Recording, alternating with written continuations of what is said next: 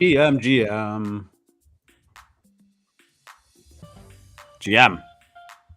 Hey, now. I thought you got lost. Good morning from the other side. SBM, what is happening? Tell me, Now, can now you're on the other side. you hear R2? Because his screen is frozen for me. But as we know, every morning, this has been some sort of glitch. So is R2 talking? Can you guys hear me? You see me right now? doing the thing? It's frozen and his audio is frozen for me, or he's on mute or something. I don't know. I'm gonna wait for the chat to figure it. Oh, I got the stream. You No, guys I'm moving. I'm on the other screen here. Prognosis here. Because I do not hear R2. You hear us both? Yeah. Yeah, I can't hear or see him, but it'll just like snap and start working all of a sudden. That's so strange that it's just for you. I don't know. There it. See? You there now? It works. Yeah, I'm here. No, I still can't hear your audio. But that might be an issue. Who knows? Do you want to try and? Oh, I guess you can't hear me if I'm talking. And now your audio. Look at that. See? This has been the new restream glitch every morning. Oh, you're gonna make fun of me because I'm gonna ask you a question. But when's the last time you restarted your computer? I don't know. It sounds like maybe there's like a caching issue or a cache issue. Or okay. I have to clear the cache. All right. I'll have to. Might be. I don't know. It sounds like maybe there's something on your end that's getting a little hung up. Yeah. I don't know. I never turn off my computer. It's always on. Always good to give it the courtesy restart once every couple days. My wife has not like closed a Chrome tab or restarted her computer, and I swear to God, since I bought it for her like 2 years ago, and she's like, "My computer's so slow." Yeah, no, my Mac works perfect. It's always supposed to be on. There is no off button on the Mac. There's a sleep button. Right. Same. You never turn your computer off. Poor thing's been working. OT. GM guys. OMelt. TO. Sandman. SBM. Bomber. Flurlify. The Scottish guy. Birdman. Flying any weather. Flurlify. Can you hear me now? Yeah, the Verizon ads. I remember those. He's walking all over. Do you remember those? Everyone remembers those. Good. Yeah. Very famous. Very famous. Oh, Verizon. We're battling the Flash Widow right now. Never had the pleasure of dealing with Verizon. What, Raid Party? Flash Widow? Yeah, Flash Widow. That's what we're battling. Yeah, they don't have Verizon in Canada. You have Rogers. We have Rogers, Bell, and Telus, and they are all cut from the same cloth. Terrible, money hungry. Well, I mean, they're a corporation. Of course, they're going to be making money, but they pretend that it's not a monopolistic situation, but they work together. Yeah. $270 a month I pay for my cell phone, for our 2 cell phones. It's crazy. Madness. My Canadian homies will know what I'm talking about. Lemon Roadmap 2 is coming. I saw that yesterday. Do you have any insights? I don't know if you did, if you could share them. But, I have no. No. It's being kept under lock and key. Lemon and key. Lemon loaf. So what's going on, man? How's everyone doing this morning? How are you doing this morning? Wonderful. Feeling good? Feeling great? Getting that confetti? I feel like $67 this week.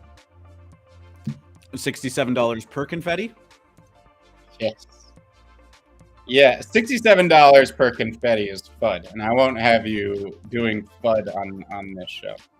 Oh, my apologies. Breaking 40 yesterday is pretty spectacular. You need to do some TA on this chart. Breaking 40, even with a godly, our 4th godly in less than a week. We're taking up all the... It's amazing. It's like ordained by the universe. They're giving us all the godlies for the year in the first 4 weeks. And then once all you momos join, the rest of the year, it's just going to be slime and flash widows. Our godly run good is this is the poker when you hit a full house like you know, 5 times in 2 hours. That's the only issue. It feels too easy right now. Like, oh God, yeah, why we're in for a run bad. It's gonna you be make it tough times ahead. so early? Yeah. Got to build up to that shit. Yeah, it almost feels like they missed a decimal point on that boss or something. Yeah. It's 0.5%. I don't know. Maybe feels more like 5%. Yep. Once every 200. I mean, we do see like 10 bosses a day, right? No, it's got to be more than that. More than that. So Yeah. we should be seeing them semi-regularly. Maybe not 4 in a week. No, I would say once or twice a week probably sounds about right. But so like 4 a week actually isn't that crazy.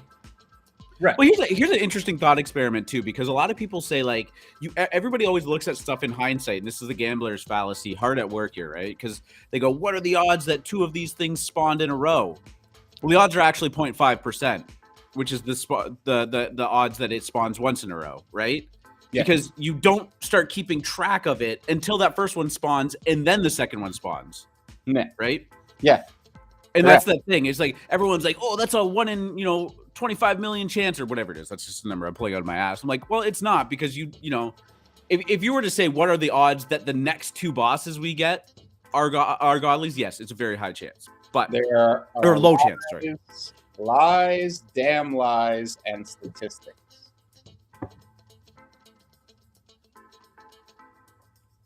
That's it. It's the same. I know. Sorry, I was sipping my coffee. Boom. Yeah, I like statistics, but man, they are very malleable. General S. Patton. Is that what he said? That is what he said. There is lies, damn lies, and statistics. The worst of the 3. Oh, just got the root snail.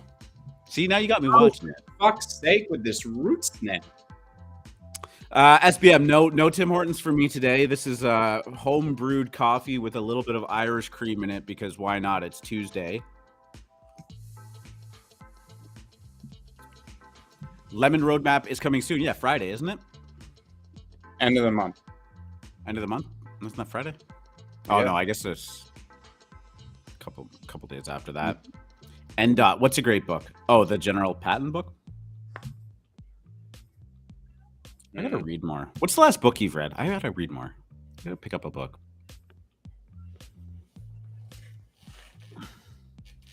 Maybe I'll read Gary Vee's book. All right. Would you mind looking at the Liquid Death Project? Yeah, I mean, we did. Did it go down? It did, didn't it? Maybe. What happened with that? What was that called? That was You remember we were talking about this though, right? Mm-hmm.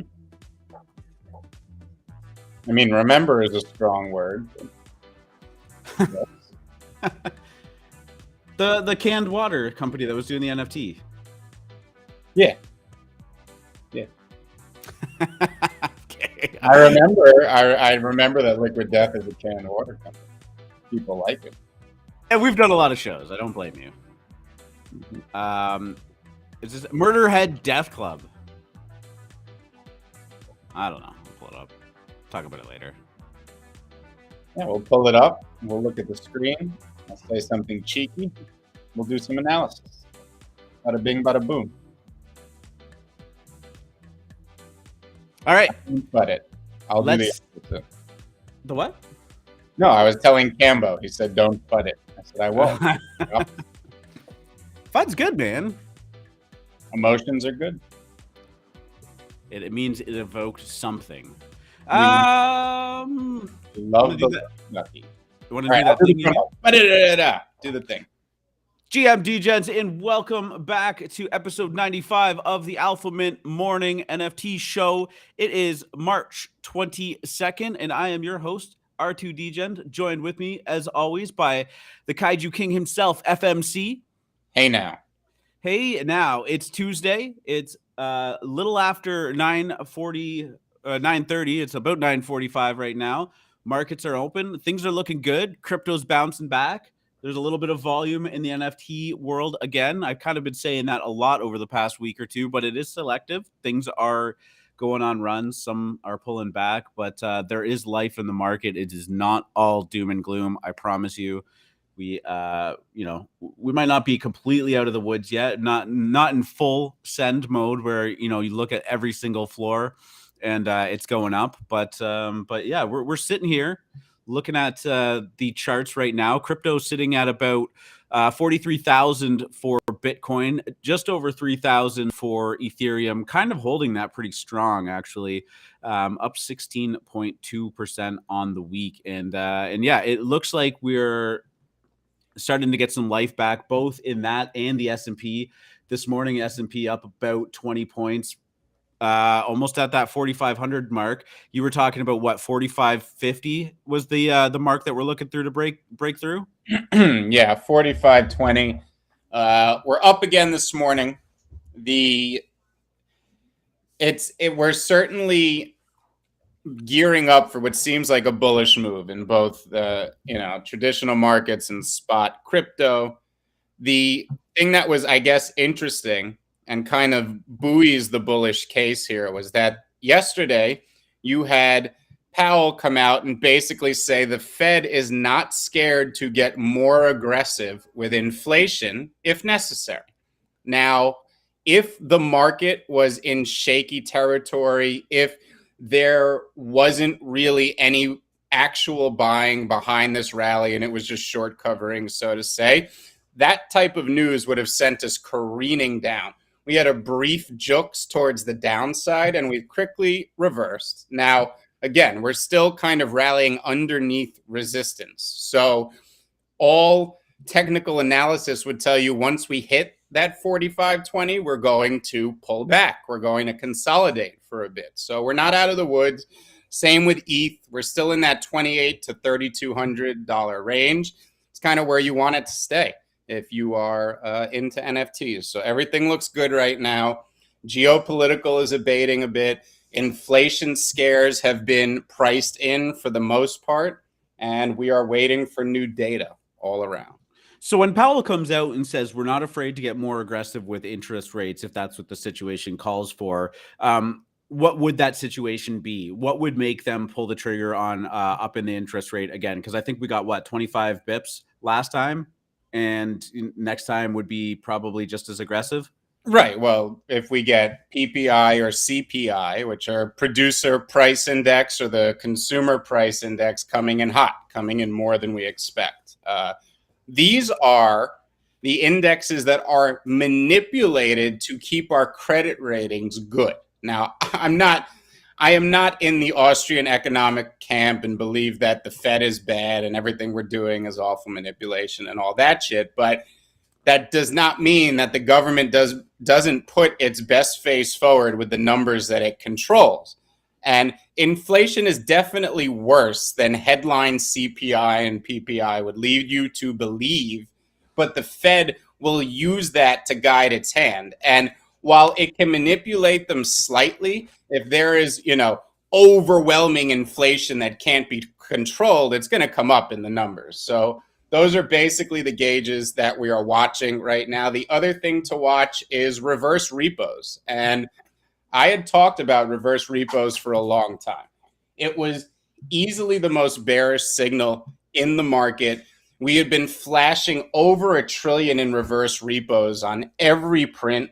And that's basically the Fed saying to banks, you're loaning out money too easily at too low an interest rate, and you're causing crazy ass inflation, and you need to stop it. And that's kind of what reverse repos are without getting into the mechanics of what actually happens. That was signaling that this is coming.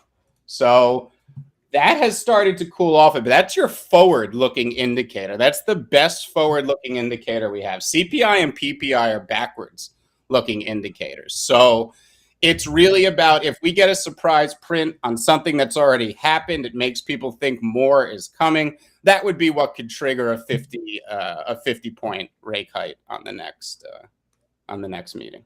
So it's all about expectations, not the actual height that it is. They kind of know how much they're looking at, and if it exceeds expectations, they adjust.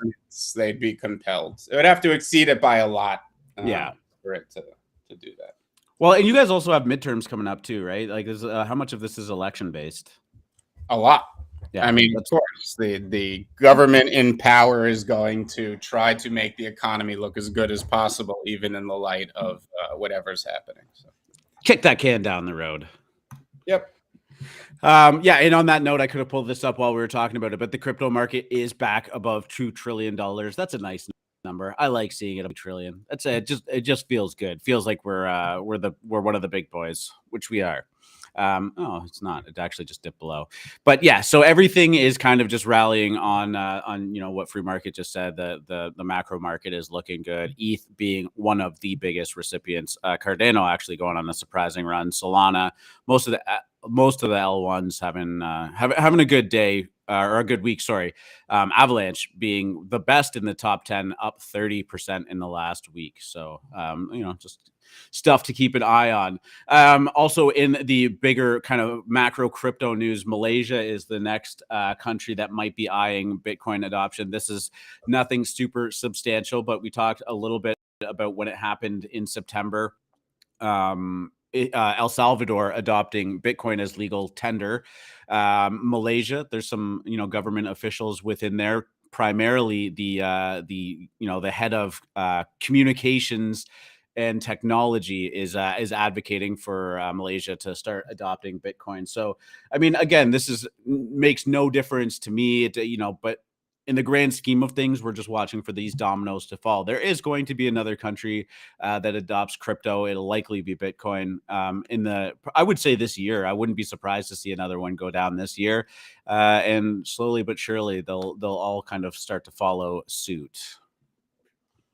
Correct. In probably bigger news than Malaysia, Goldman Sachs actually made their first over-the-counter Bitcoin trade, the first by a major Wall Street bank.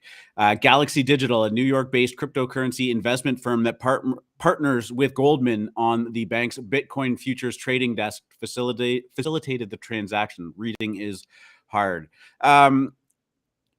This is more of your realm, Wall Street, like obviously your previous life, Wall Street, big banks, trading, all that stuff. Like, what does this mean for crypto for Goldman Sachs to be actually partaking now? Well, it's a big deal, and Goldman Sachs, I would have guessed, would have been the first to do it. They have been more crypto forward than most of these big firms. They tend to take more risk, and the reason is because they carry a big sword, right? This is the vampire squid. This is the bank on Wall Street. Everybody follows what Goldman Sachs does, and it's very big news. I mean, I think that regulation in and of itself is one of the biggest red herrings in our industry, as far as it's always this thing that's coming. It's always this thing that's going to break the back. It's always this thing that they can turn on and prevent. And, they just really don't have the power to do it. And they cannot be consistent in their policies while also trying to stamp out crypto. And that's what happens, is that they try these parallel tracks of keeping one thing under wraps while another thing is not, and it just never works. Eventually they get sued into doing things they don't want to do because there's just no justification for doing it. So I think that Goldman Sachs, much like Apple, okay, we always talk about when is Apple going to make its move into crypto. I'm sure they have the UI built. I'm sure they could flip a switch and turn Apple Wallet into a MetaMask or a crypto wallet or whatever you want to call it. I think it's up to them. I think that these particular companies like Goldman Sachs, like Apple, have enough sway that they are going to decide to do it when they decide to do it, and the government's going to take their lead. So big news when Goldman Sachs does something like this. Well, it's one of those things that, like, clients of Goldman Sachs now have access to this. They can partake in it. All these other banks kind of have to follow suit because their own clientele are going to say, well, if they have it, I want it. We're kind of in that range right now, right? Mm-hmm. So, yeah. So, Apple, what do you think Apple is waiting for in terms of this? And I know you're not a fly on the wall in there, but like, are we waiting for a more broad sweeping adoption? Like, do you think there's a user base of like a percentage of population that is involved in crypto before they do it? Do you think it's, a part of their own like internal roadmap when they need something big to bust out. It's going to be one of those things they can throw out to the masses and create like their own hype cycle or news cycle. It'll be when the benefit outweighs the risk. And I don't even mean regulatory risk. I mean, there's risk in allocating mind share within your company to something that isn't going to have a material effect anytime soon. It's just about like, you have to put this many people on this and this many people on this and this many people on this. And still, when you release a product, you're going to get half the population going, you didn't put this in there and you removed this and da-da-da. So I honestly don't think, I really think it's more of every company has to make a decision of when something benefits them more than the risk of whether it's allocating resources, mind share, or anything else. And that's what I think it is. And I don't know what the internal calculus is with that for Apple. I'm sure mainstream adoption of crypto is a big factor in that equation. I don't know what metric they're using to measure that.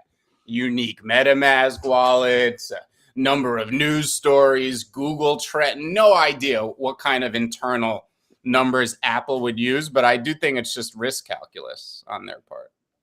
Yeah, 100%. I mean, we often see a lot of these smaller gaming companies go into NFTs, and we see the backlash that goes down with that. Now, obviously, NFTs by and large have a much bigger stigma right now than crypto does, but Apple is playing on a completely different dimension than, companies that are worth tens of billions of dollars, right? They're what, a $2-3 trillion company. And a misstep has huge implications, right? So it's got to be kind of smooth sailing for them to break into that market before they can really do anything. And that's kind of one of the big pitfalls and obstruction to innovation that these huge companies kind of face sometimes, right? Is that they have the talent, they have the ability, and they certainly have the money to push the limits of whatever they want to do. But at the end of the day, shareholder value is such a big consideration.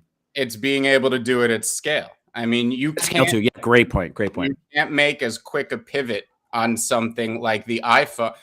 Apple has to plan an iPhone 3 years in advance. They have to start. They are working right now on iPhone 17. Like, that is what's going on within Apple as we speak. Oh man, don't tell me that. I just bought the 13. Well, what I'm saying is that, like, whatever's coming out this year, whatever they call it, 14 or S or whatever the hell they name it, all long done. They're doing is putting the plan into execute. They are 2 phones ahead right now. That's how much time it takes.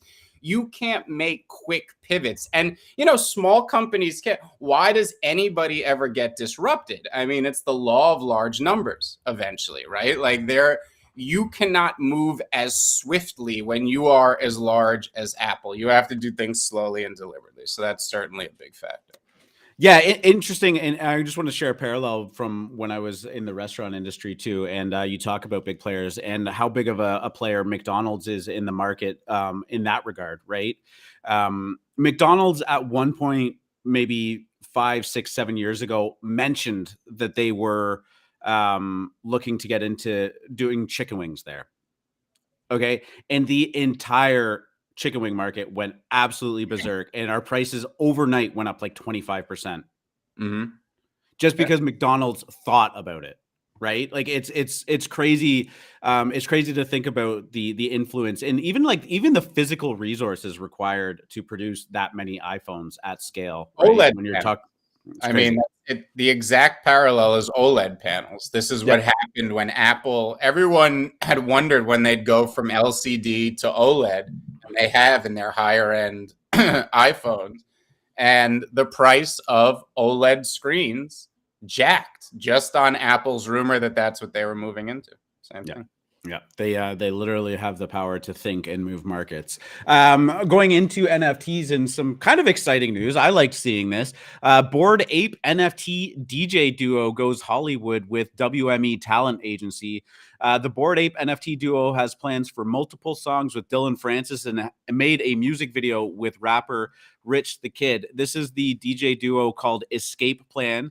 They're a pseudonymous pair of DJs that have their masks, the Bored Ape masks on, much like a Daft Punk did back in the day. Rest in peace to that group. But yeah, this is really cool. I mean, I think it was only a matter of time before somebody used their pseudonymous identity to springboard into some kind of fame. WME is actually a huge talent agency as well. That is actually a big deal. This isn't just some random couple of people that signed with a small time thing and it's making headlines. Rich the Kid, also not a small name as well. So this was really fun. And again, the Bored Ape ecosystem is expanding very, very rapidly. And I don't know how much this had to do with Yuga Labs either. Like, this is really starting to take on a life of its own.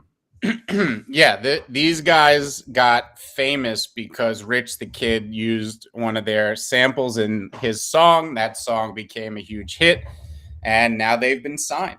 And I think that Bored Apes and Yuga Labs continue to penetrate into mainstream mind share. Here is another notch in their belt. So watch out for Yuga. I think they're going to be big.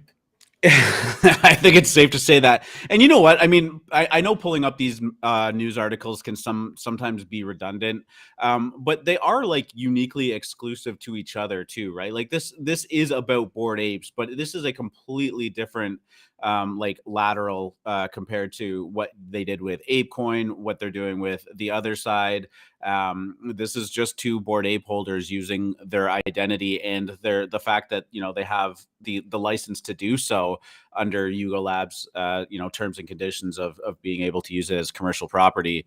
And I can promise you this is not the last time we're going to see people using their Bored Ape pseudonyms for fame, and I can guarantee you in the future we're going to see more of that with other projects too. Maybe even CryptoPunks, now that you can do it. Yeah, absolutely. These are. Have you heard the song? Is it good? I actually didn't. I just pulled this up this morning and then had to run the kid to school, but I haven't listened to the song.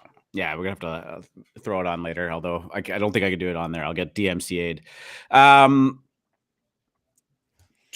A couple drops that went down yesterday. The Cock-a-Doodles was a pretty funny one. It's still in pre-reveal, but this went down for 0.04 ETH. Last time I checked, it was 0.135, so about 4x over the floor price. I saw a lot of people talking about this, and they're pretty hilarious. There's one of those, like, they don't have a lot going on. I don't think that there's a huge roadmap, just an interesting derivative that they've made of the doodles. I'm kind of frustrated. They're facing the wrong way for me. I don't know about this left-facing stuff here, but don't all Azukis face that way? What's that? Don't Azukis face that way, or am I wrong? Azukis do face left. Yeah, they do. I don't know. How do you feel about left-facing profile pictures when you're talking on like a Discord or Twitter? It looks like you're looking off the wrong way. That is the thing on it. Yeah, I guess I prefer looking right. That's why CryptoPunks did it originally. Is that what it was? It was like looking at your own tweet. Right. It was like, it makes sense. Everyone you're talking to is over there, not over there. I knew there was a reason why funks weren't as valuable as CryptoPunks. Yeah, that was it. What are they doing these days? Do they just get wiped off the face of the earth? Short-lived. I remember like there were like celebrities and stuff buying them too. Yeah, I know more about the funks than I should. Oh yeah, are you deep in the funks? No, I know almost nothing, and that's still too much. I'm actually like strangely excited for these. I don't know. I love the Doodles art style. This is not something I minted or own or anything like that, but it's just I don't know. I love these like stupid degen mints. I have no long-term expectations for Cock-a-Doodles. Are you saying you minted these? No, I didn't. Oh. Did you? No. Are you out of your mind? You were too busy battling the god of the living.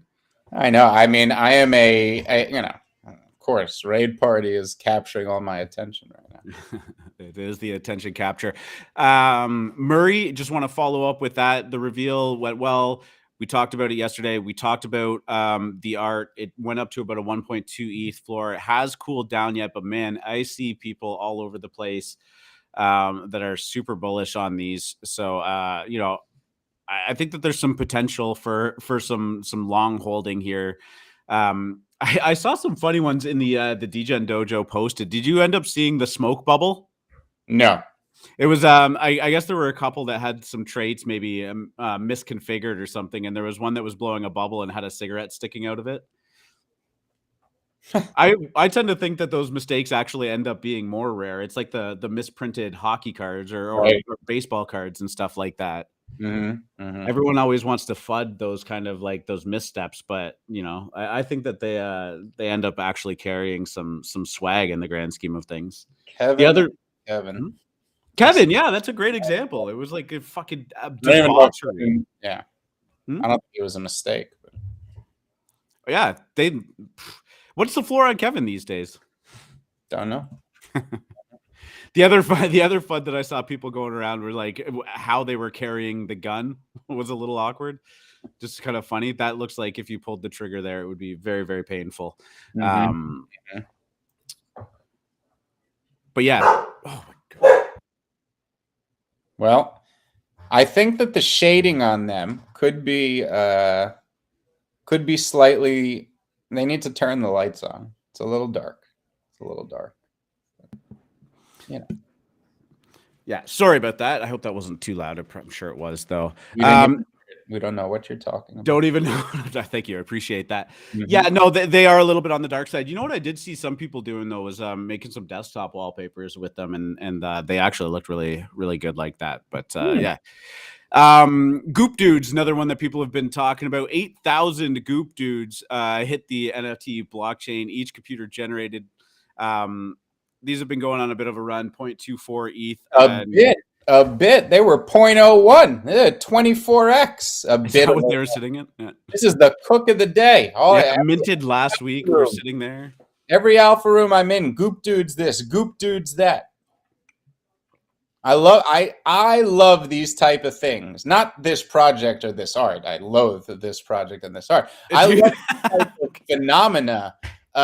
These things where it's unsuspecting. These are the real cooks now. Anything that's too obvious, the market sees coming a mile away. Maybe the whitelist gets a little arbitrage. There's nothing left for anybody else. These are the ones that sneak up on people. These are the ones that make me enjoy coming into work every day. Cheers to the Goopdoods and their creators. So what were the alpha rooms saying about them then? Like, because you know these minted a week ago. Fuck, have you seen these Goopdoods? that was the long and short of it. Well, I think many people had minted them. They were left for dead in a sense because they didn't go anywhere. And you know how people are with that. So like, oh, it doesn't go anywhere. Yeah. Right. And then for some, things just pick up. I think it's probably because the art's pretty good, right? It's like was it you who described it as creatures meets X copy or something like that? And it has a good artsy thingdom, creatures, unique. It's not your typical bullshit. So I think that it's nice, a fun little story here, and it's definitely the cook of the day. Everyone was talking about. Well, that's what I would say about it, right? And it's like one of those things that say what you want about Howlers, whether you appreciated the art or not. I know that was a very polarizing, project, especially with how the mint went down. But I mean, I just kind of like to see these projects pop up that are just really in your face, kind of fun. They obviously have their own style. They kind of went with it. The website is just ridiculous. I mean, they're described as a family of 8,000 non-fungible tokens. Each computer generated. Oh, sorry, I'm reading the wrong paragraph there. Some are bony, some are covered in puke, some are being abducted, and a few are animated. Yeah, I don't know. I mean, I didn't pick up any of these. I didn't see this, but they went absolutely nuts yesterday. And, we saw some big sales. Some of the one of ones or the more unique ones selling for over 4 ETH and then all the way down. So, yeah, I mean, let's watch where that goes. Since I refreshed the page, it has cooled off a little bit. But yeah, I mean, talk about something coming out of nowhere. You refresh. You'd be knocking floors down. Yeah, it's so true. It's just like it's like he loads his floors on European times and then thinks hitting refresh once America is awake is going to be a good idea. you ever hear that joke about Bono being on stage? No. Have you ever heard that? And he's like they dim all the lights, and there's like the spotlight that's just on him, and he's doing one of the things. He starts snapping, and then he goes, "Every time I snap, someone on Earth dies of hunger." And then someone just yells out, "Then stop fucking snapping!" You know, I gotta stop refreshing the page. Everything that's bad is happening in the NFT world is my fault. That's a good one. Let's talk about let's talk a little bit about Raid Party. I mean, we've talked a lot about Raid Party over the last few shows because it's probably leading the market right now in terms of excitement and definitely for yield. But shout out to Crypto Kermit, who posts these NFT token Kermit post these NFT token yields. This is a really good list, especially if you're looking for P2E or passive token yields. These are updated weekly, correct? Yes. So he has a bunch of different metrics here, and I know that there's a lot of numbers, and it's hard to see up on the screen. I'll make it a little bit bigger. But for the second week in a row, Raid Party heroes, specifically the heroes, are leading the charge in ROI per year. And as of the time of this writing, the floor was about 1 ETH. It is up to about 1.2 right now, last time I checked, but I'm not allowed to refresh things anymore. And essentially, the long and short of it was, after 91 days of this thing being staked, you will be break even, which is pretty incredible.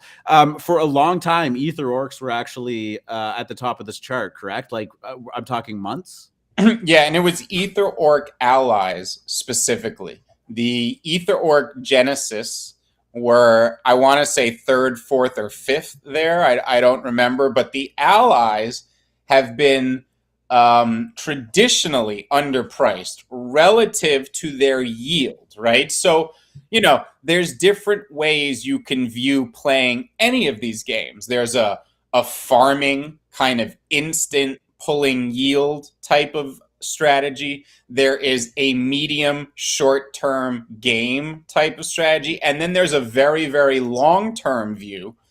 For example, with orcs, that could be the land drop, While you get a higher ROI currently on allies, you may want to stack Genesis orcs specifically for the meta land. That's going to be important in their upcoming games. So there's many different strategies you could take. But when you are looking at things from a pure yield standpoint, which it's so great that Crypto Kermit does this ranking. I mean, this is not easy to put together. This takes him time. And it's a lot of the projects we're familiar with. We're talking a lot about Raid Party because it's the new kid on the block and it's taking the world by storm. But number 2 is Eternal Elves. Number 3 is Metroverse. These are all projects we know. They're getting great yields as well. Ether Orcs is still there in the top 10, both the Genesis and the Allies. And there's a ton of projects on there that you probably know, whether it's Kaiju Kings or Creeps.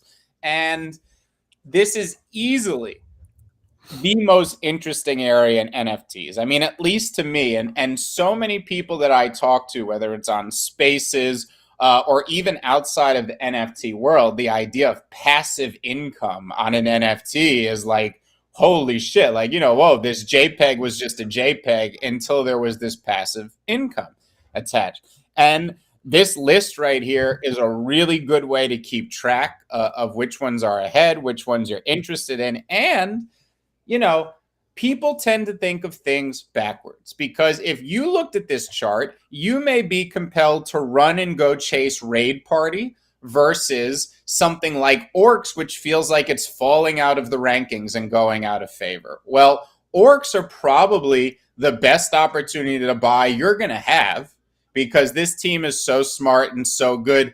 Not only will this phase self-correct by the middle anyway, but they will now make sure something like that doesn't happen again on the subsequent phases as they learn from the mistakes that they may have made. Now, chasing Raid Party and dismissing Orcs could be the opposite of what you were doing if you were taking a medium or long-term view. Short-term, you can't beat the yield on Raid Party. And even last week when we were talking and Heroes were 0.7.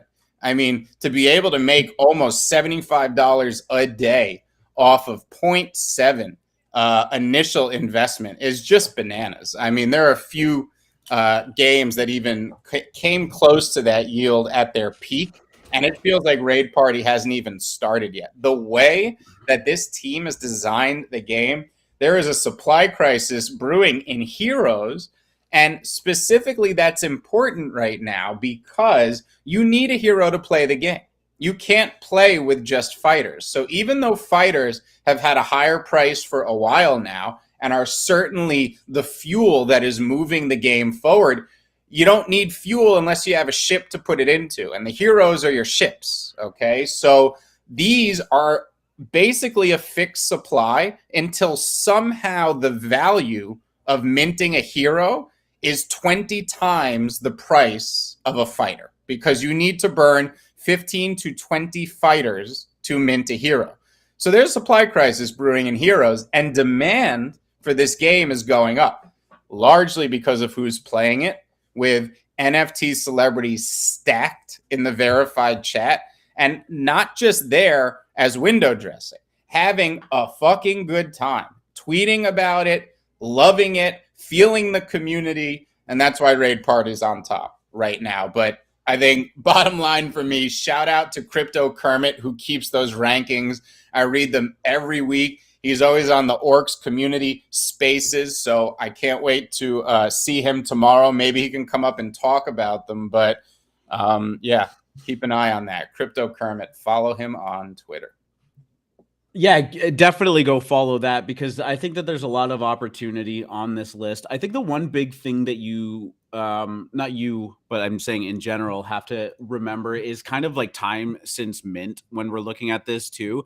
As we've said, like I have a Raid Party team, you have a Raid Party team. It's a lot of fun. I pulled the Confetti chart up here. It actually did break $40 yesterday, which is astounding. You know, you never look at these first few candles as the supply is very, very thin.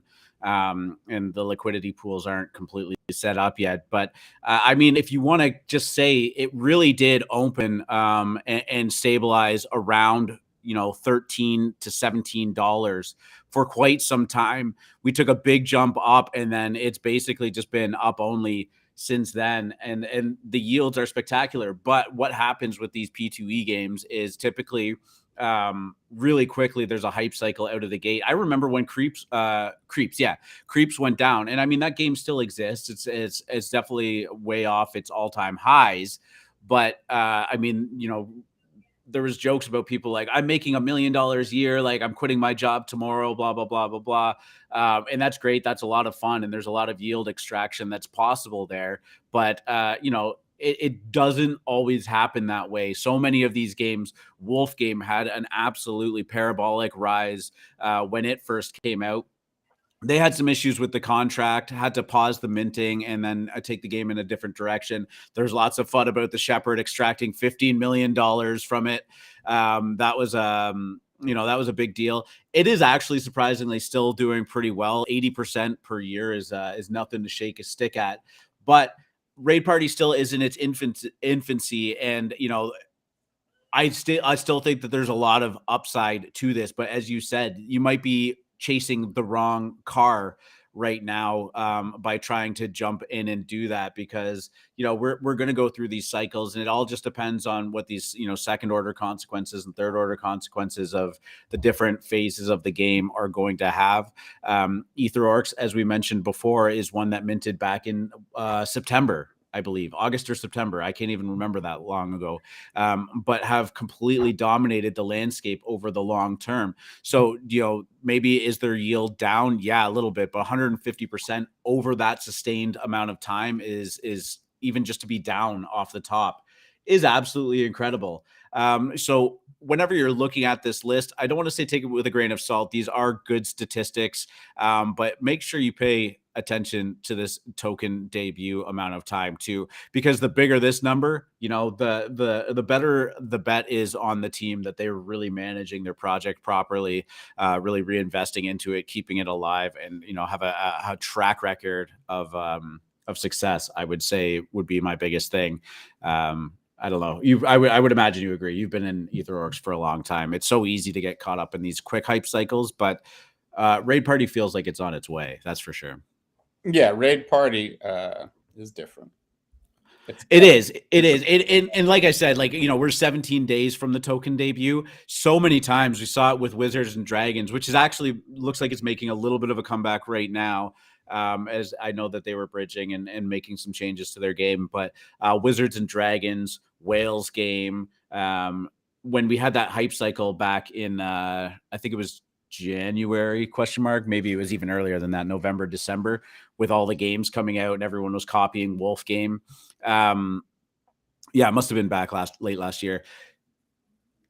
The hype cycle on them went like absolutely nuts within like the first 3 days, and then it came back down, and most of them never even recovered and went to like pretty much zero essentially. So, you know, I think Raid Party has at least done a much better job of drawing this out, making the currency very, very deflationary. You have to use a lot of it. You have to use a lot of your assets. And there is a real,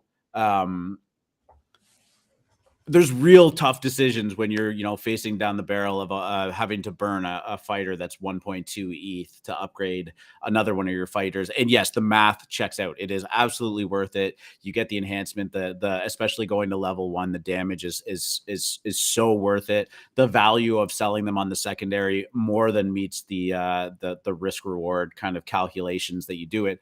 But at the end of the day, you're still risking nearly $4,000 to burn a token and upgrade. So it's been really fun to watch. Metroverse is another one that's been up there and has been doing really well. See that going down on the whale watching a lot. But you know, a lot of these projects are a little bit more expensive. Metroverse being about 1.6 ETH. Genesis Orcs are they still above 2 ETH right now? 2.2. 2.2. I actually think orcs are going lower and Raid Party's going much higher. So my call is only from a long-term standpoint, is that I wouldn't discount one because it's falling. The most fun I am having in NFTs is EtherOrcs and Raid Party, and that it still includes EtherOrcs, even with the changes they made. The worst part about the changes they made is you don't have as much playtime because the raids are longer. So I you know, if you believe in orcs long term and you weren't just a straight Zug farmer, you don't particularly care about Zug's dollar price currently. Again, that's if you believe in the long term. But the fact that the raids are so much longer, I'm just sitting there tapping my foot like, damn, when can I do something with my orcs again? Basically. So yeah. Mm-hmm. That's really the downside. Oh yeah. Phase, but hey, I mean, you know, they've got a lot of great stuff on their roadmap. So again, it's all whether or not you're worried about the nominal dollar value of the token. Because if you're not, all of this is really just a moot point. Like if you're just trying to actually play the game and grow within it, I mean, the only thing you're looking for is that the team gives a shit and they're continuing to expand their ecosystem, right? Correct. Furballs is also amazing. It is one of the top, I want to say it's 4th or 5th on the yield rankings. Yeah. Very devoted community and a very respectable floor price all around. Furballs are a contender. Just keep going. That's it. I was just going to say, just like creeps. Just like creeps, yeah. Yeah, and thanks for putting that out, RSB. I was going to say, when I pulled up this chart, Furball is definitely one that I watched go down. Definitely very familiar with the name of the project. But when I saw this list, Free Market sent it to me last night, was very surprised to see it sitting at 7th. And, you know, this is a project that if you're looking for some kind of passive yield P2E type game that's at a pretty palatable price, I mean, 0.72 isn't nothing. But that seems like a pretty reasonable entry point, especially when you're looking at, you know, a yield of 142%, you know, like it's pretty incredible possibilities in this list. You know who is relatively low on this list, but is about to make a big move? Number 21, Kaiju King's Genesis. And you know what? I don't think it's going to be the Kaiju King Genesis. Watch out for the babies. I think people who the reason babies are at a 1.6 floor right now is because people haven't read the white paper and they don't realize what's about. They're introducing a new token. That token is called Scales. I expect the LP for Scales to be a lot bigger and more well funded than the one for Arways. Arways is so scarce and used basically to make babies, which get a great price. The LP has never really gotten off the ground. They've tried to add to it. It's never really worked. I do believe when Scales are launched, you're going to see mutants and baby kaijus climb up that list quite quickly. So look out. Can you actually talk about Scales a little bit? How much information do we have on that? Because that's something that I've seen pop up. Tomorrow. Let's save Scales for tomorrow. You want to save Scales for tomorrow? Yeah, for sure. We could do that. Man, I got to get a kaiju. This is my one short-term goal. Is get a kaiju in the wallet. Baby kaiju. Baby kaiju's it. We had our first art blocks curated go down yesterday. Memories of Killin by Emily G. And you know what? The Dutch auction price fell to about 0.75. The floor right now on it is sitting at 1.2 ETH. Interesting to see. I shouldn't say interesting. You know, Art Blocks Curated is starting their new season. It's back. Not super hyped. It seems like they've really slowed down on the amount of supply they've been throwing out there. But I actually liked these. I do think that maybe there's a little bit too similar of textures and stuff like that. But from like an actual traditional art standpoint and stuff like that, what popped out of the algorithm is actually quite nice. There were some bigger sales that went down. We saw some people spend about 9 ETH and between 5 and 9 ETH on these. But Art Blocks Curated, always one to watch for. And I think, we talked a little bit about it on the show yesterday, but these, some of these legacy art blocks are probably going to go on a little bit of a run too. And, I think we talk about similar a lot with PFPs because people use them as their digital identities. It doesn't matter with fine art. I mean, people want Van Gogh that looks like a Van Gogh. So similarity never met. There's usually not enough of these things to go around once they get popular, no matter how similar they look. So that's a great point. Actually, if you're hanging a Van Gogh on your wall, you want people to walk in and go, "Oh, that's a Van Gogh," right? Well, Picasso went through so many phases, and he has his realist period, and you'd have to be a trained eye to be like, "Oh, that's Picasso's realism," versus anybody else's realism. Whereas when you see his later periods, where oh shit, it's a Picasso because it's a Picasso, right? So. It definitely, when we're talking about art like this, it's different. Now, the newer art blocks curated, it takes time for these things to be decided as to whether they're it or not. We look back on art blocks. We look back on it was the center of the bubble last summer. It has popped and never come back. This is where you should be skating right now. If you're high in liquidity, if you're wondering like, what am I buying now that's left for dead and is going to ramp sometime soon, but I don't know when? It's generative art. Generative art is going to come back in a very strong way. The people that say that art block's changing its model, that the bubble has popped, that all these reasons why gen art is dead or was never really a trend to begin with are really just people experiencing the bear market and not knowing what sense to make of it, frustrated with the trading angle. Art blocks curated are going to come back in a big way. Within a decade, all art blocks curated floors will be $1 million or more. I would be heavy in art blocks curated if people knew what was good for them. But most people don't take a view of longer than a few weeks. With NFTs, this is a play looking out a few years.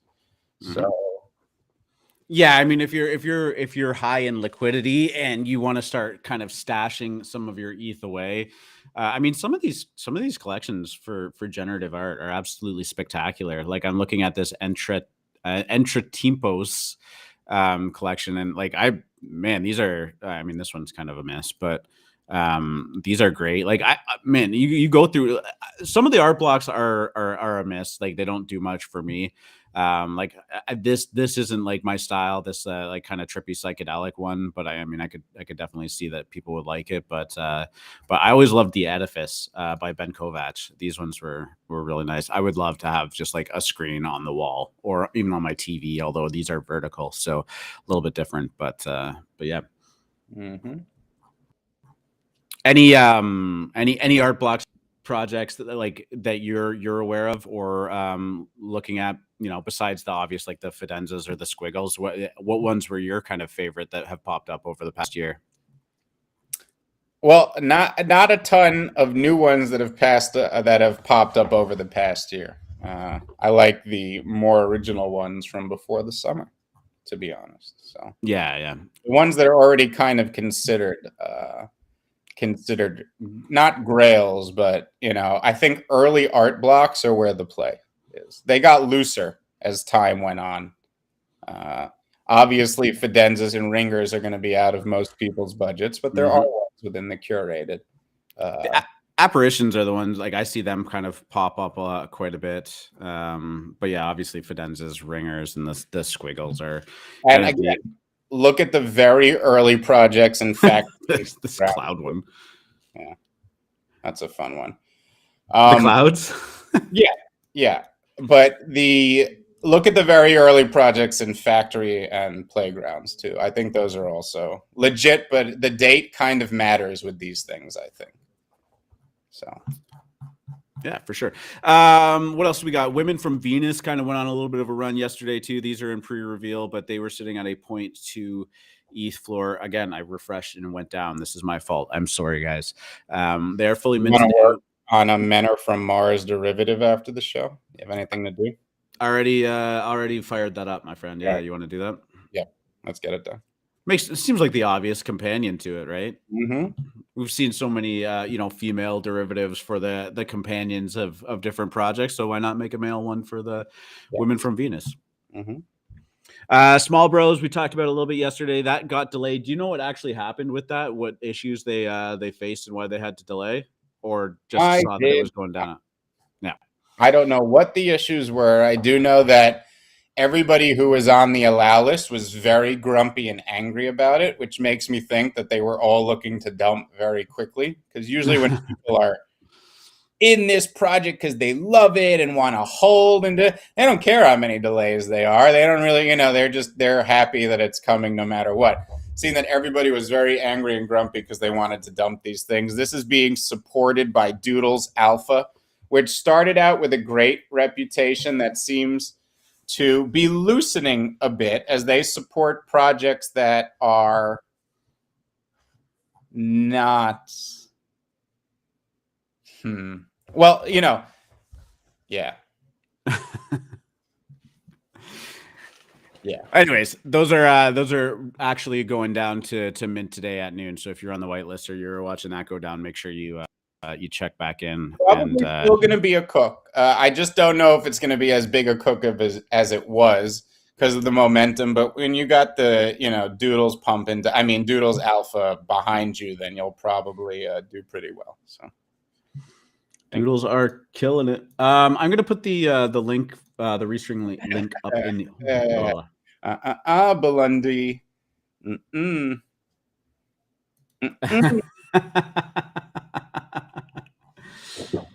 Oh my god. All right, let's get that going. If anyone wants to join us from the Moon Lounge, feel free to do so. Throw some music on. Oh, I was like, shit, did I just like start playing that? Like it was kind of muffled, so it actually had like a real sound to it.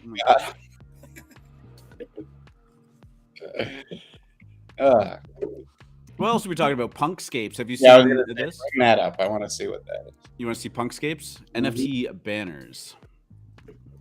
See Punkscapes NFT.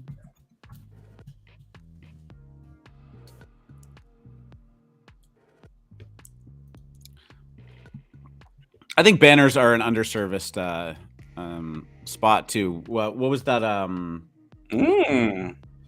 Yeah, I saw this pop up and I'm like, fucking Tesla Cybertruck, let's go. We take the Cybertruck one. Those are kind of neat, actually. Kaiju floor threshold burn approach. Profile picture projects, NFTs, are everywhere. Profile banner projects are the next frontier. Punkscapes are a collection of 10,000 unique landscapes stored on the Ethereum blockchain, perfect as a Twitter, Discord, and OpenSea banner. Become a part of the NFT banner revolution. I mean, they're not wrong, honestly. God, why is that name slipping me? The Asian style one. Midnight Breeze. Midnight Breeze. Yes, thank you. Like that one went on a bit of a run a couple of weeks ago too. People were kind of talking about those and bringing them up. There they are. But yeah, Punkscapes look pretty cool. Oh, they look good. Do you get the pixelated version one or like the realist one, or both? You see how it like changed to something real looking? Oh, this. Yeah, that's what I was gonna say, Dekenza. That floor threshold burn thing. I think that was Kaiju Kongs, not Kaiju Kid. Speaking of the Kongs, saw on that list they were down at the bottom 30th, and I remember way back in the day when like the Kongs were. Well, I guess the yield is still probably pretty good considering they're a 70 ETH floor. Well, and considering there's nothing to do. Like, yeah, sure. There's nothing. They're going to baby Kongs are all minted out and everything. Yeah, exactly. They're going to introduce the next thing you could do, but the fact that they can even stay on the list without new babies to mint is impressive.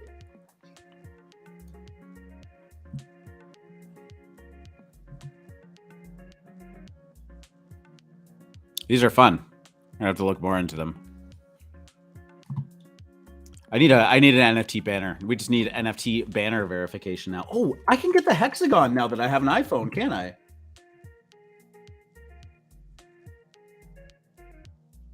I guess so. Well, I think that is a yes. I thought you were asking like your dog because you were looking off to the. Oh no, I'm looking at my other monitor. Oh wow. I can get the hexagon on Twitter now, can I? Because I got an iPhone. Oh yeah, because you have an iPhone, yeah. Look at this. I'm excited. I'm excited to give Twitter my money now. Thank you. $2.99 a month? Ugh. Mm-hmm. How could they do this to me? Mm-hmm. People can buy them auction style and the holder gets 50% of the highest bid. Yeah, season 3. That's a great point. Kaijus are going to flip Kongs so hard, it's not even funny. They're going to flip them. Flippity flip. Are you talking the babies are going to flip the babies? Yeah, they're baby Kongs at 6 ETH right now. That'll be child's play. Baby Kaijus are going at 10 ETH. I think you got a bit of work to do to flip the Genesis Kongs, but yeah. Well, I think there's only we would have to look at market cap because there's only 100 Genesis Kongs, right? How many Gen Kongs are there? 1,000? Yeah. Right? So there's 3,333 Kaijus. So Kaijus would have to get to 20 ETH to have the same market cap as Gen Kongs. You could fudge those statistics any way you want it, my friend. I'm just kidding. It does make sense. But the yield is higher regardless. So. Yeah, no, they're. Yeah, it's gonna happen. What else we got minting today? I saw Lucky Ducky. Someone mentioned Lucky Ducky. I really love earlier. Duckies, I have to say. Yeah, you're a fan of the Lucky Duckies? Yeah. Well, it's original, it's unique, and the team behind it is an actual claymation studio from Hollywood that's done real work for a bunch of and it's not like, oh, I have Warner Brothers on my resume. Like, these guys are the people in Hollywood who do claymation. Like, this isn't like one guy padding his resume. This is the studio that does it. I think it's really unique. And I love Lucky Duckies. I'm not sure it is going to be the major cook here, but I think this will do well long term. They are 0.0777 ETH, 7,777 of them. And they are going down today at Noon. Cool. Keep an eye out for that. I'm getting like Wallace and Gromit vibes from them in duck form. I'm okay with that. That's pretty cool. Season 3, still hoping we get to collab with the Kongs. Like a versus game would be right for the culture, like King Kong versus Godzilla. That'd be fucking dope, actually. I remember those games where like you used to have to fight the big monsters on top of the buildings, and like the buildings would collapse and stuff like that.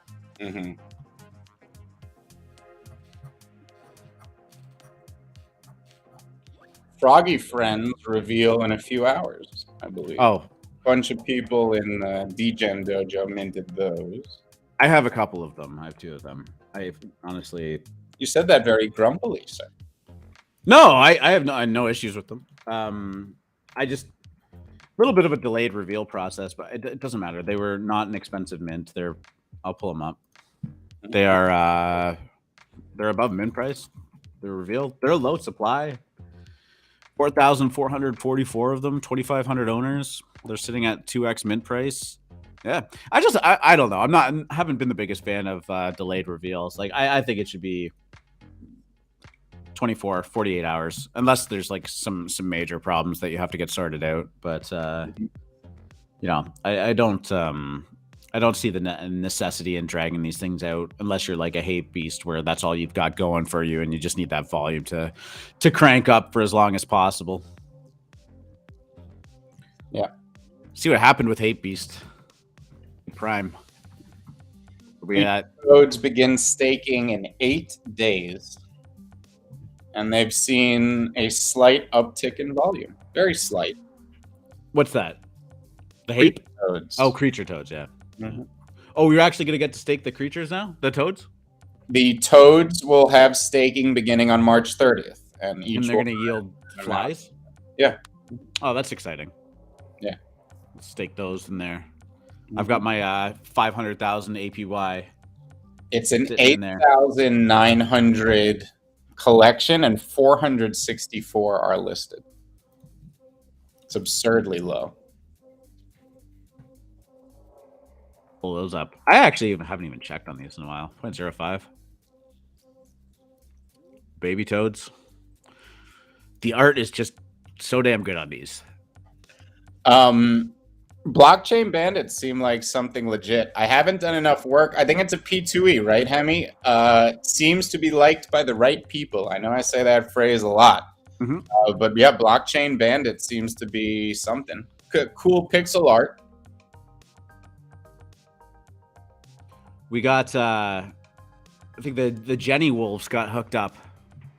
With some bandits? Yeah, a lot of little owlets there. Oh, see, look, they've collabed with you. FMC collab. Nice. What is this? Are you launching your own alpha community and didn't tell me? Surprise. Same color scheme? What's going on here? Do you actually know anything about this first? No, I don't know anything about it. Do we need to have a conversation? Yes. Are you breaking up with me? Yes. Try to get FMC in. Yeah, the blockchain bandits look good though. They're cool. Pixel art. Man, people have been hyped about them though. I see them being talked about all the time. Let's look at how they're doing on OpenSea. 0.22 floor. Hey, look. With a supply of 3,300 and Furu Mint Club, like fake Guru Mint Club. Yeah, I don't know. You tell me. It's your project. No, I'm just... Furu Mint Club. I think I might actually buy one of these bandits. Stop FOMOing into things on the show. You know what? I didn't FOMO into FOMO into a kaiju. What was it? What were we talking about yesterday? I don't even remember what we were talking about yesterday, so I was gonna go buy one. Juice Box Friends. Yeah. No choice. Let's see. To the kaiju floor. Here we go. Thought I had Juice Box Friends pulled up. That's why I missed it. Yeah, it didn't do too well. They revealed. Yeah. Number 4204.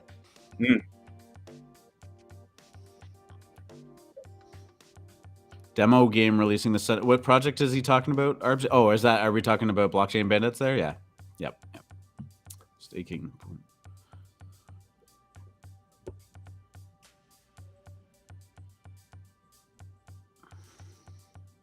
Juicebox friends. Yeah. Sitting at 0.085. You know what? I still think they're fun. You're gonna buy one right. What's that? I said, let me guess, you're gonna buy one right now? No, I'm not. Okay. I sat out. Is it only because I just said that? No. Did you buy your kaiju yet? We're all waiting. I didn't. I'm not buying a kaiju right now. Just give me a little bit of time, man. Maybe I'll flip my raid party yield into kaiju. That would seem like a good. I like that.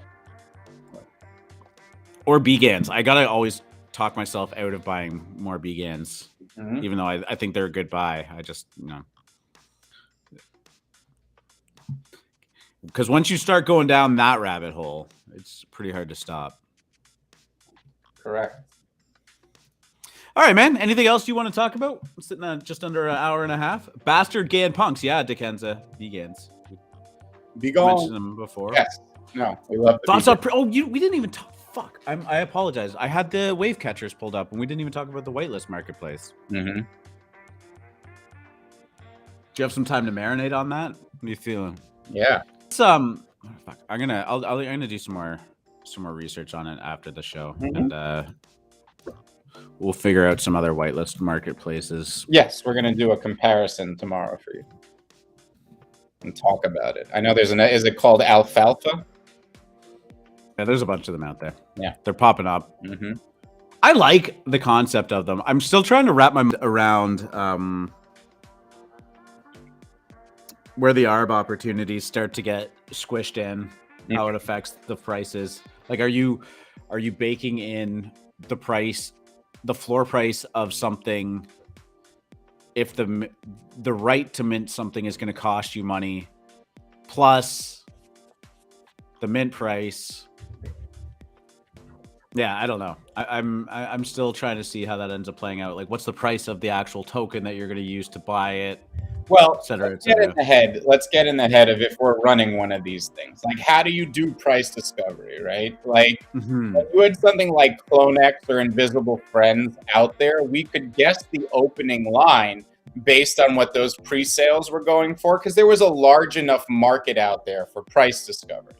Right. Is there a large enough market within these whitelist marketplaces for actual price discovery of whitelist? Now, if I am running these, okay, let's say I get a whitelist and we're the team. We sit there, we go, all right, guys, how much is it? Because we have to decide what we're charging in our native token. They're not all the same price. Some allow lists are more expensive than others.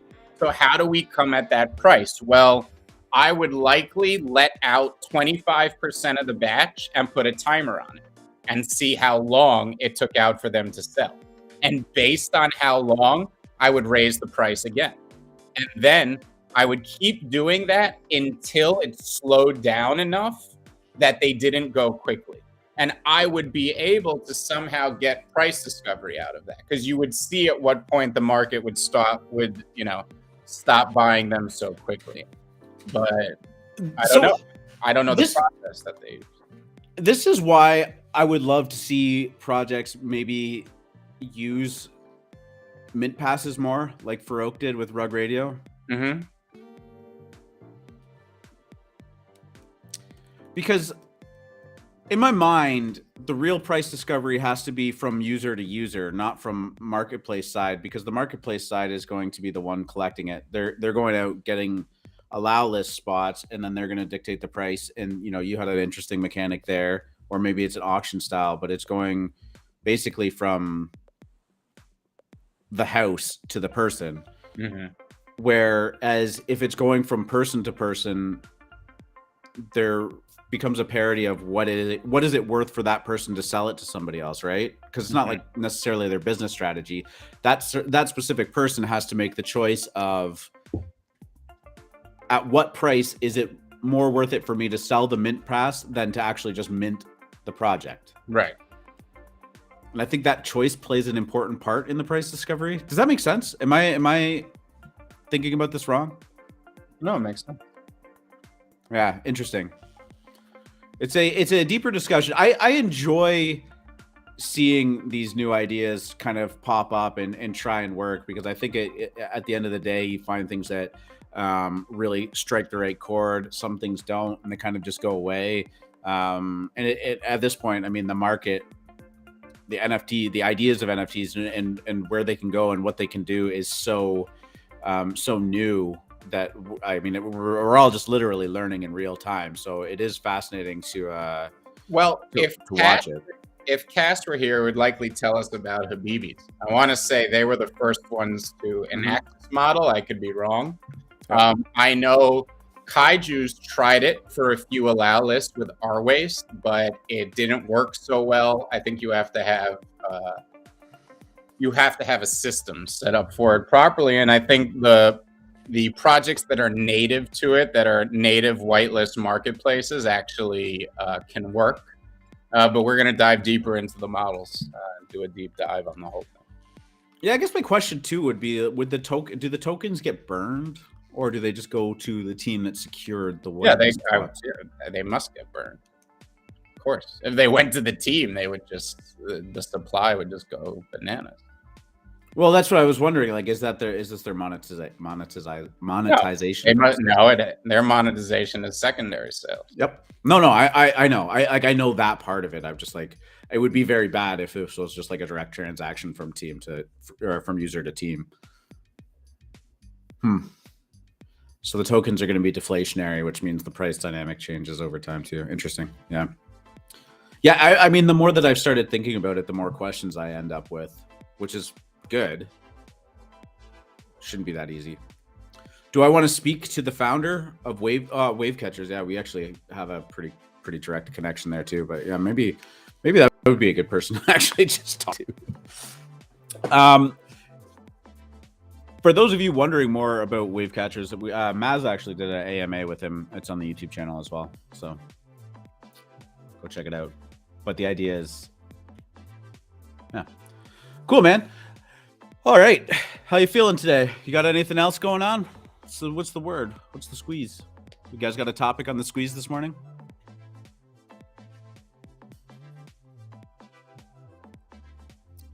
You rugged me.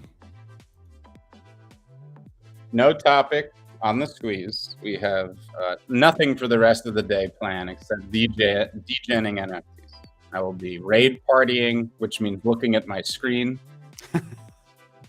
I will be in chat. If there, you know what? Honestly, if I had like an NFT frame or something, I would just want the raid party screen up there, anyways. Maybe I'll just stream it to my TV. I would.